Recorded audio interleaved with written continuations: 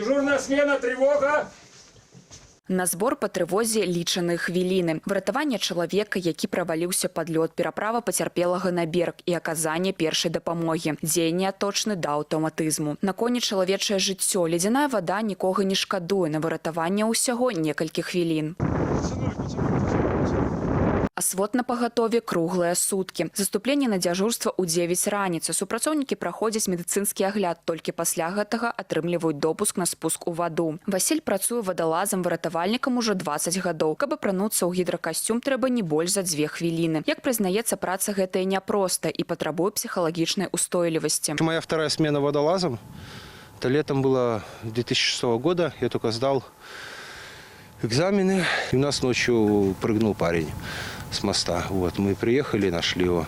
И потом пришел, у нас начальник работал здесь, Нестер Игорь Юрьевич. Он сказал, говорит, здесь нужно, как бы, когда работаешь, ну, или это твое, или это не твое. Вот. Усяго у службе асвод 3 катэгорыі работнікаў. Матросы-выратавальнікі, матарысты рулявыя і вадалазы. Самы складаны адбор праходзяць вадалазы. Ад іх чакаюць ідэальнага здароўя, цягавітасці і вытрымкі. Усяго у абласной арганізацыі асвод на 15 выратавальных станцыях працуе больш за 300 работнікаў. У мінулым годзе на вадзе выратаваны 32 чалавекі, у тым ліку 8 непаўналетніх. Праведзена каля 6 тысяч рэйдавых мерапрыемстваў і больш за 12 тысяч патруляванняў берагавой лініі. Лідзіруючыя пазіцыі выратавальнікі Гомельскай вобласці займаюць на працягу 5 апошніх гадоў. Тройчы станавіліся першымі і 2 разы займалі другое месца. Добиться этого результата позволила, конечно, большая проделана профилактическая работа, работа на пляжах дежурства, постоянно рейдовые мероприятия и в зимний период, осенний период.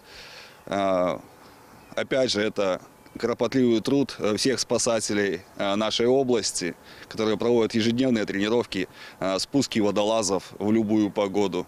И в целом в комплекс работ показал то, что мы правильно делаем свою работу.